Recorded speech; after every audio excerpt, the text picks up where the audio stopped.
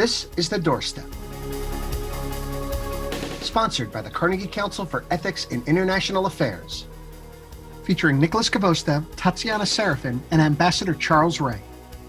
This episode was recorded on December 3rd, 2020.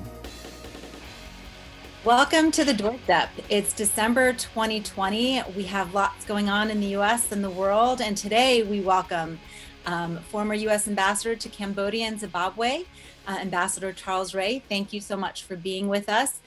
You are here to speak with us today about Africa, the continent that sometimes doesn't get as much attention as it should. And we here at the Doorstep are here bringing you the news that you need to know and why it's important to you, the everyday American, in our everyday look at the world. So thank you so much for joining us. I do want to say one thing about your bio that I'm excited to speak about perhaps offline is you're a prolific writer with more than 150 titles. 150 Actually, titles. it's over 200 now because I worked for two publishers who won a book a month. Oh my goodness. Well, I write Western, so I mean, it's not exactly great literature. Well, I think it's fun literature and another fascinating look at your incredibly talented career. Thank you so much for joining us. And I'd like to kick off today, if you wouldn't mind, because one of the things that I think people don't realize about Africa when they lump it all together is that it is a continent of 54 nations, 9 territories, 2 independent states, very diverse population, ethnically, religiously, and that, you know, sometimes we do tend to clump it together. And today I'd like to kind of parse out some of the important things going on a macro level, but also to talk about individual countries and their importance to the U.S. Particularly with respect to African migration and immigrants in the African diaspora in the United States, which is so important and which the incoming administration of Biden-Harris have addressed actually on their campaign platform, that I think it's so important. But I'd like to kick off talking about the wonderful, I study youth movements around the world and their impact on foreign policy. And I just think one of the things that I need to highlight today is the fact that 60% of the population of Africa today is under the age of 25. And I think that leads to a lot of opportunity in looking at the use of technology to promote the economies, global connections as a result of use of social media. The fact that Black Lives Matter everywhere is so important there and so important here. And I think that's because of these youth movements, you know, from Nigeria to Ghana. I mean, there's so much going on that level. Can you speak to us a little bit about how you see the youth and foreign policy reflected coming out of countries in Africa? Well, yeah, you know, it's interesting that you bring that up because that was actually the main thing on my mind in terms of why Africa really matters to the rest of the world. Because you're right, it is the youngest continent on the planet. It is the continent that has probably the highest, if not the second highest, growth rate. And so in addition to having this large and largely young population, you have a large growing young population.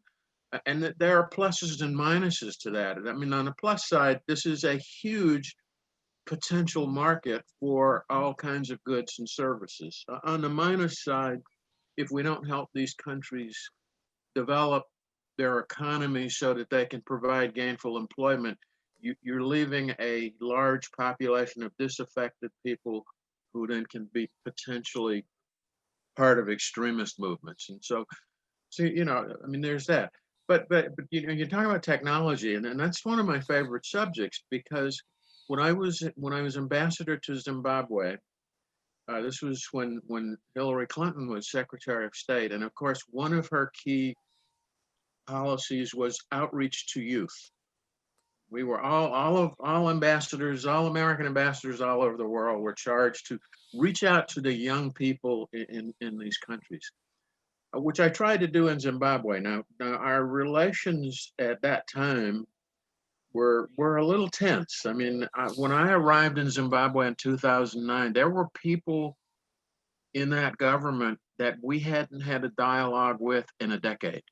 I mean, we literally weren't talking to them. We talked to the opposition. We ignored the party with the power. I started right away, of course, trying to change that, because I felt that my job wasn't to go there and take sides. My job was to go there and advance U.S. policy, take care of American citizens, and maintain a dialogue so that we could get things done. At the same time, I started reaching out to the young people. Well, I mean, you're in a government, you're in a country where you have a government that they didn't particularly like the American government, they didn't particularly trust us, and they liked to maintain control over everything. The youth minister, when I think on my must have been my third or fourth youth outreach event, when word got back to the minister of youth that I was getting a bigger audience than he got, they started to crack down. And when I would schedule an event, I would follow the rules, notify the government in advance. They would go and shut the venue down and intimidate people not to come. A couple of times we would just have a tent meeting in a nearby hotel or park, but I didn't want to put people in danger. So we came up with this idea. My public diplomacy officer said, let's have Facebook meetings, have live Facebook. Now, of course, you have this live Facebook chat. This was before they actually put that utility on Facebook. And the first one we held, we had over 250 young Zimbabweans from all over the country online chatting with me back and forth, because the one thing that neither the government nor I think actually even people back here in Washington understood is that while very few people in Zimbabwe had a landline telephone, every kid over the age of 15 had a cell phone. And they used South African satellite internet connections. So they could go, they were on Twitter, they were on YouTube, they were on Facebook. The government couldn't control it. I mean, they literally would have to round up every kid in the country and confiscate their phones in order to do it. So we started this outreach program to young people in Zimbabwe, completely bypassing their standard communication system. We did it on Facebook, we did it on Twitter, we did it on YouTube. We did text messages back and forth. And so in a sense, the young people of Africa have completely bypassed the analog age and gone directly into digital. And it is a market for not just goods and services, but ideas that is really growing.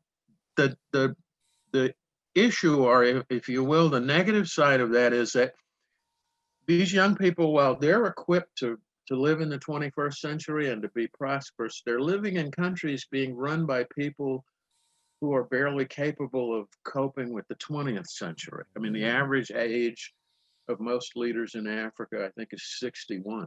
Yeah. And so you've got capable, talented, energetic young people being held back by a bunch of old fogies. I just put it bluntly. And that's a point of friction that has to be dealt with. So, sorry to go on, but you're talking about an issue, I think, that is key to why the world outside Africa needs to pay more attention. You have all of these possibilities there, but like anything, there are two sides to it. They are possibilities that if we fail to take advantage of, they're going to become problems. Mm-hmm. I thought it was interesting, Nick, if I could just follow up on that, because you mentioned Twitter. Jack Dorsey, the Twitter CEO, actually on his tour of Africa in 2019, pre-COVID, said that he wanted to spend 6 months in Africa because he's so convinced that that is the next greatest market, and especially for e-commerce. So he also has Square, and that's why he was going to go there. And of course, this year has kind of created a huge upheaval, but to that point, I do think that there are social media companies, tech companies, Microsoft, Google, looking at talented developers in Africa as a source of, the next generation and potential. Yeah. And I wanted to mention that because I thought that was so interesting and kind of not talked about, the fact that Jack Dorsey was over there, pre-COVID, really playing up Africa and its potential for growth, also because of its urbanization. I think that's also a huge opportunity. The fact that you have more people living together and, to your point, sharing ideas, I think is going to be a huge game changer for the continent. Oh, no doubt about it. I mean, it's been estimated that by 2030, there will be 17 cities on the African continent with populations over 5 million. I mean, Africa as a continent by 2050 will have more people than China, because the Chinese are actually seeing a decrease in population. I mean, they're starting to gray like the West. And so, you're right. But I mean, even in 2009, when I went to Zimbabwe, you had elderly ladies living in the countryside, farmers who had electronic bank accounts, who were banking by phone. So you're right. I mean, and this is something I don't think people back here in the U.S. actually appreciate or even realize. You have tea farmers in Kenya who are e-banking. You have 14-year-olds in Zimbabwe who are on YouTube. I mean, one of the other initiatives, if you will, that we did when I was in Zimbabwe, because, as I said, that there were those in the government who weren't quite on board with me being a traditional diplomat that they could talk to. And they were taught by the Chinese during the liberation struggle Chinese propaganda techniques. And we were always, when I arrived there, they were constantly coming up with propaganda ploys that we had to react to. Well, one of the things that they apparently neglected to check when my bio was sent there for agrément was that I spent 20 years in the Army, and one of my Army specialties was psychological operations. And so I was determined to reverse that. And one of the ways we did it, they were always spinning whatever the American ambassador said at a public meeting. It would be on their TV or in their newspapers, and the embassy would have to go out with a correction. No, the ambassador didn't say that.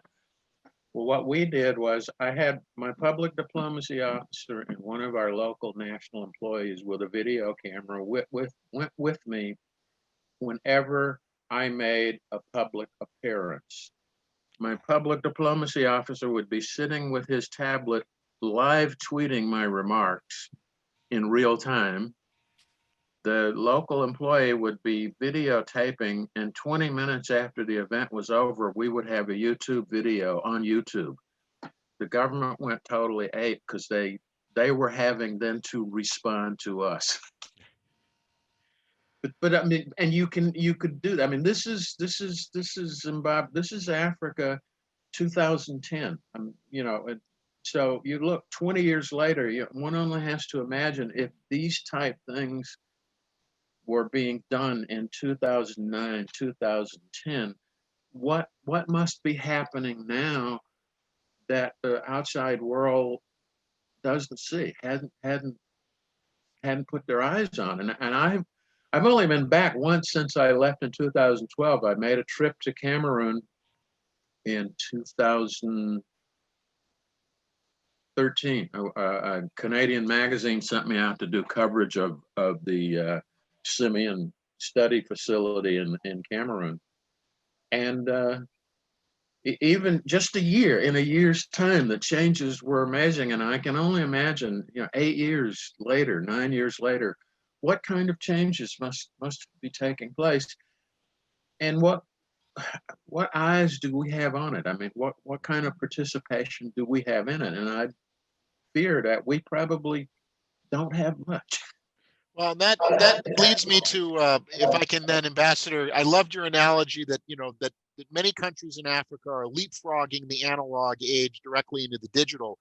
But the question is can our State Department and national security system do the same? Because your ambassadorial colleague, Mike McFaul, recently said, we're still dealing with your grandfather's or grandmother's State Department. That was his line, that the State Department is not, individuals like yourself are moving forward, but the institutions are not, or that they're still somewhat ossified, both in terms of technology, but also in taking advantage.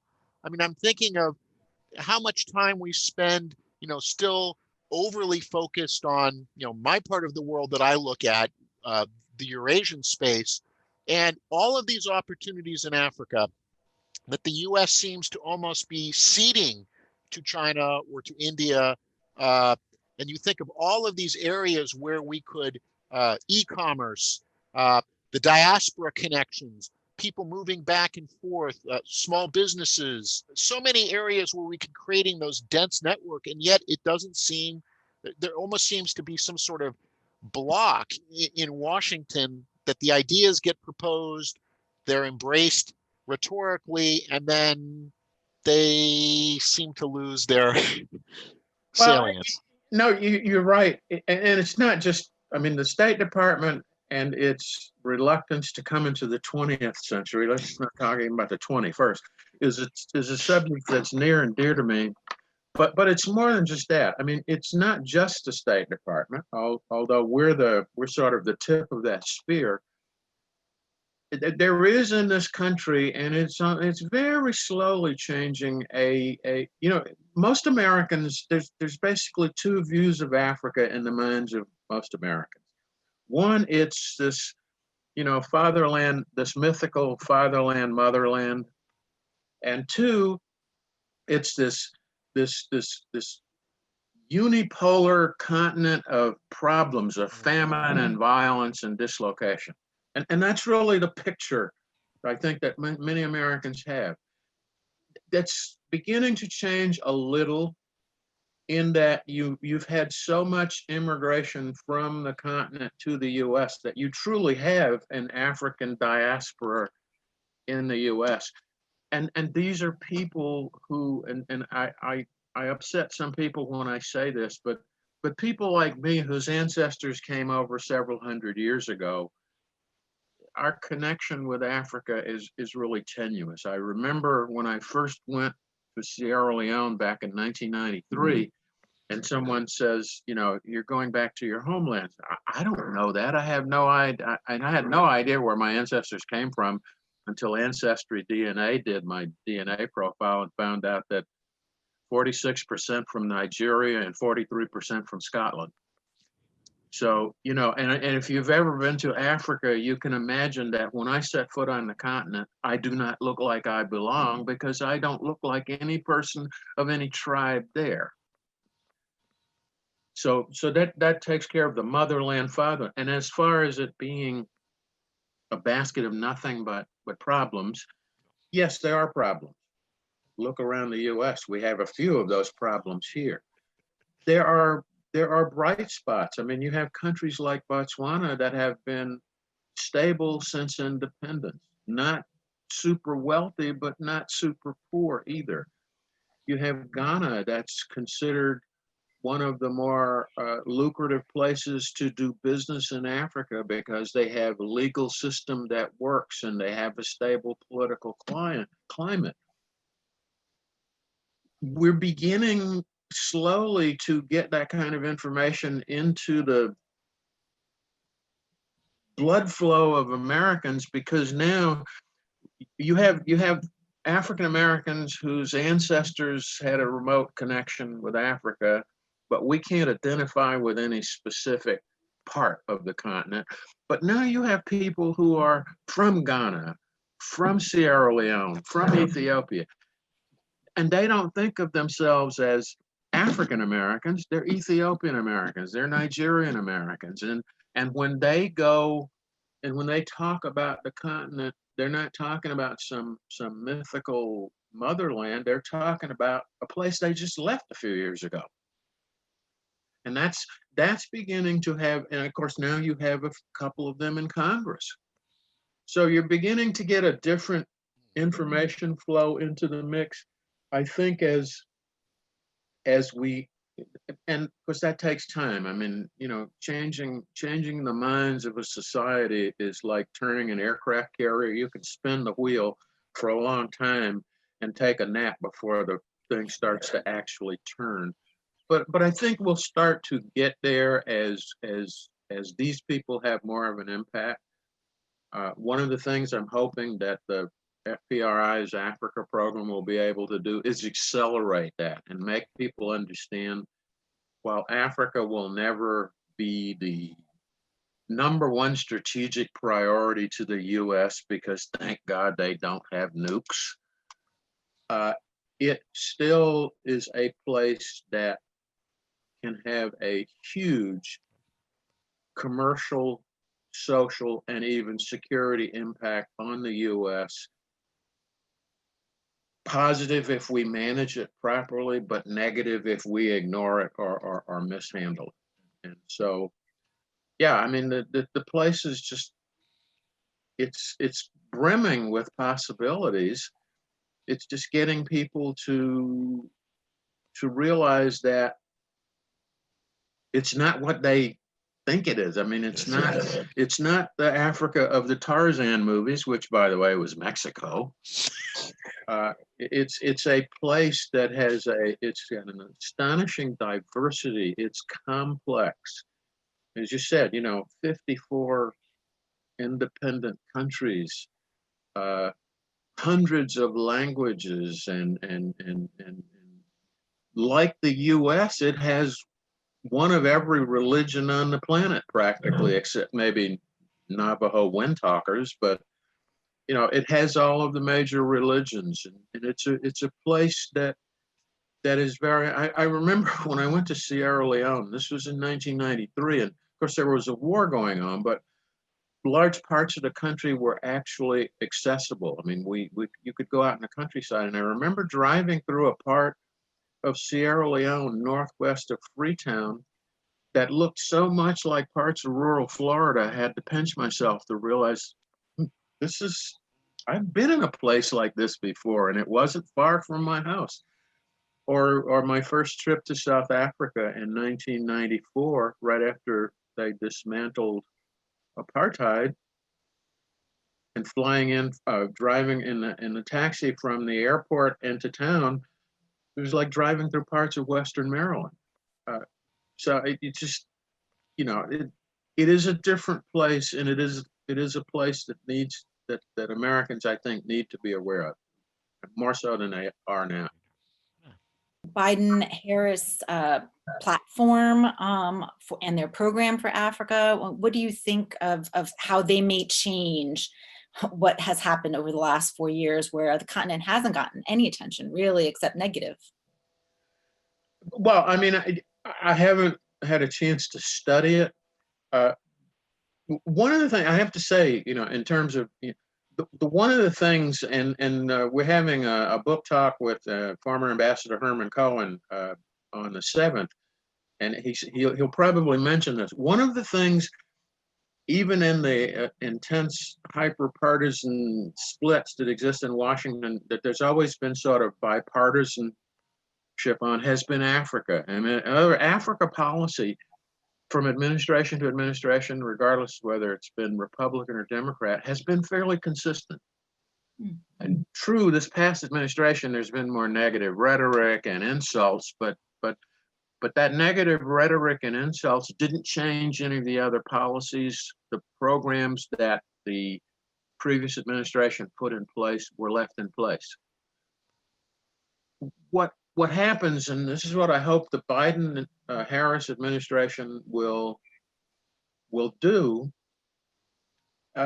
is first of all approach Africa as a partner, not a patron. I mean, to go in to work with them, not to tell them what to do, and to try to look at establishing a true commercial relationship with countries in Africa. I mean, we have AGOA, and it was supposed to, give African entrepreneurs a leg up in the U.S. market. But what they need is influx of investment and technology, and you don't have that many American companies that have the knowledge or patience or desire to do what's necessary to get stuff, get things going in Africa. I mean, there are few. Coca-Cola has been there for a long time. In fact, I think Coca-Cola has actually been in Africa since the late 1800s, and so is Ford. Believe it or not, one of the. I mean, I actually in Zimbabwe they had a 19 and one of the early, the little funny shaped boxy Ford cars that you crank with a hand crank. They actually have an operating model of one that was sold in Zimbabwe back when it was Rhodesia in the late 1800s, or early 1900s. But there needs to be a view to getting American companies invested in the right places. I mean, you have Ivory Coast, you have Ghana, Senegal is improving. Getting businesses to look at possible investments there. You mentioned young people and technology. I think there's a European company now, a French company, that's having a chip manufacturing facility done in Tanzania or someplace, I don't remember, but also help centers, computer help centers. Right now we have a lot of our computer help centers are based in India, which is a 12-hour time zone difference. Africa is 5 to 8 hours. It would make sense to have a lot of these, and there are places where people have the skills to do it, and it could be done. It just takes a company going in and establishing the contacts and networks to do it. So, yeah, I would hope that the Biden-Harris administration would look at having an honest to goodness country to country relationship with the, and I guess maybe it's a matter of word. We say, have an Africa policy. Well, we need to have Africa policies. We need to have policies that are tailored to the individual. I mean, because not every country there can we have a normal, healthy commercial relationship with, because, take Zimbabwe as a good example. I love that country, but it's a mess right now. It's going to be a while. Ghana, we could have a good relationship with. Kenya, Senegal, Ivory Coast, Botswana. We could have relationships that are profitable both for them and for us. But we need to think of those relationships not in terms of us as the patron, we're going to go in and show these poor savages how to do things, but as partnerships. Go in and give to them while we learn from them at the same time. And I think if this administration coming in does nothing beyond that, they will have made a huge amount of progress. Change the attitude of how we approach Africa. I hate to, I'm of an age where I tell stories. Old people do that, but one of the things that I had to fight for, and I finally got in Zimbabwe.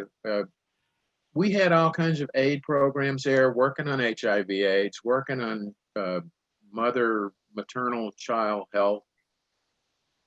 And I said, there are these areas in the countryside where people are poor, but all they need is a little jump starting and a little guidance, and they could actually make themselves wealthier, not give them money, but, and I had a hard time getting USAID and the people back here in Washington to agree. I finally got a pilot program going, and this is just to give you an example of what I mean about attitudes. And this was in the Obama administration.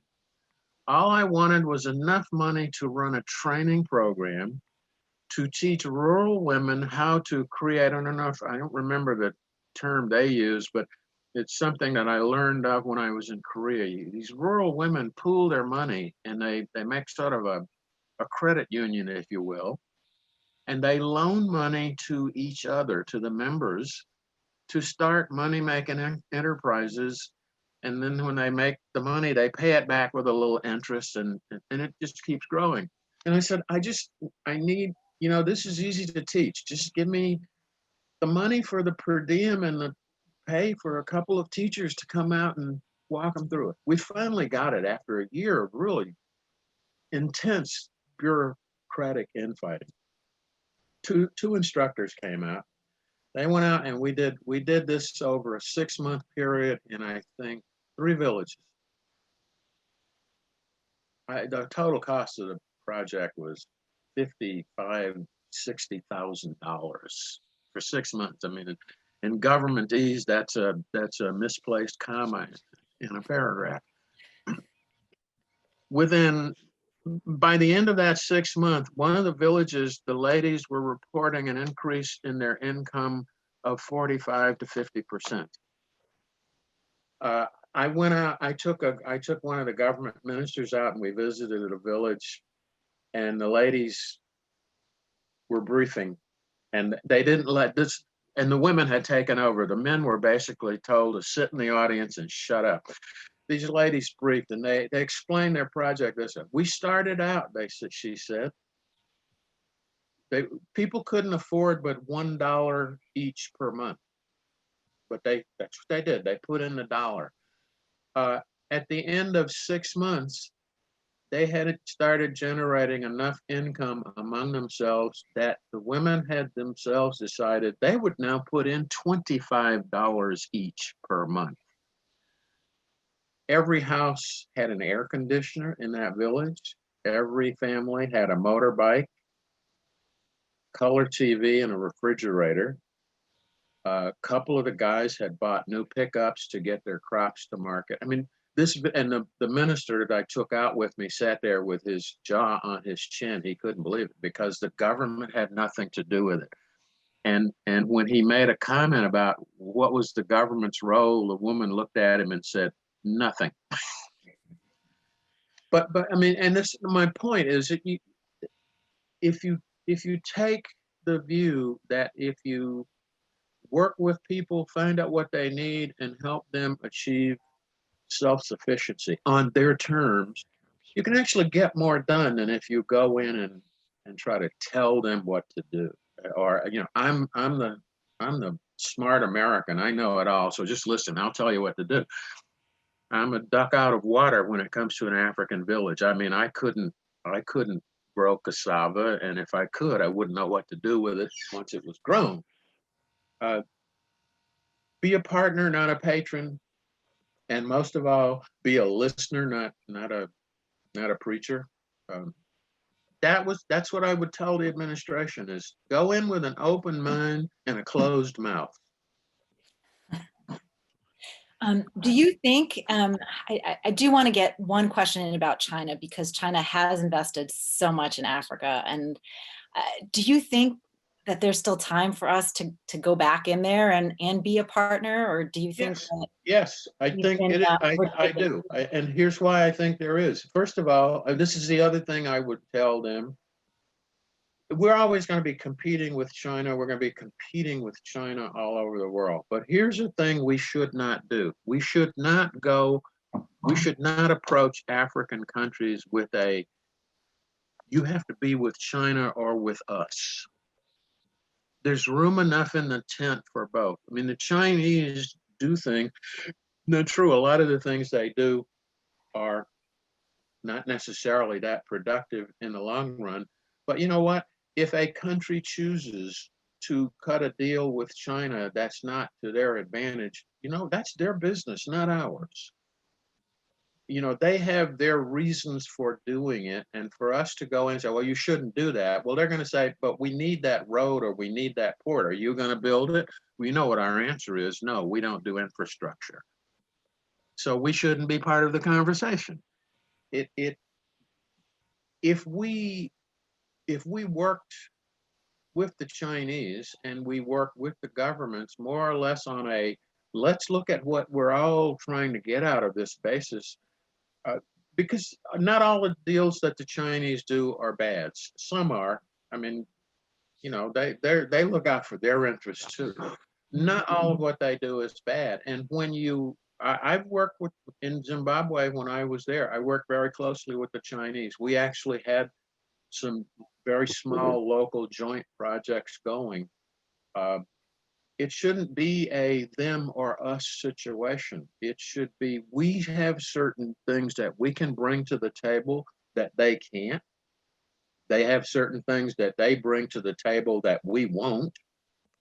Then let's try and find ways that those things reinforce and support each other rather than, and the competition then is the country looks and decides, well, whose do we like better, the Chinese or the Americans? Fine, let them decide that. Let us focus on developing a relationship with that country based on their needs, not based on getting them to not be friendly with China. I mean, we did that during the Cold War, and that messed Africa up, and they're still trying to work their way out of some of the problems that caused.